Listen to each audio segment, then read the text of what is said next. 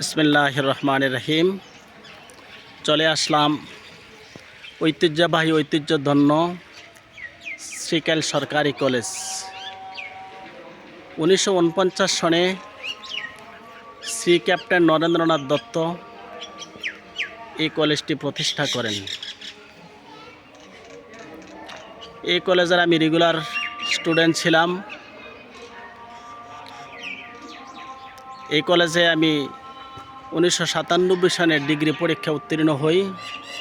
এরপরে Comilla Victoria college বিভিন্ন জায়গায় পড়াশোনা করি।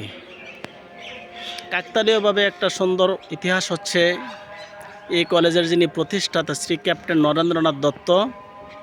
আমি যে স্কুলে প্রাথমিক লেখাপড়ার সূচনা করি, ধনপতিখোলা সরকারি প্রাথমিক বিদ্যালয়, শ্রী ক্যাপ্টেন নরেন্দ্রনাথ দত্ত তিনিও সেই কলেজে সেই প্রাথমিক বিদ্যালয়ে ধনপতিখোলা সরকারি প্রাথমিক বিদ্যালয়ে লেখাপড়া করেন।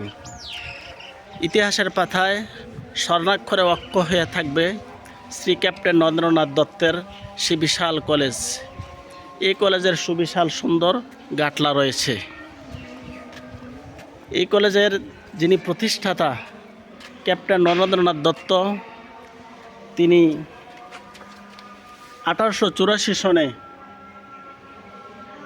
জন্মগ্রহণ করেন আর 1948 সনে তিনি ইন্তেকাল করেন।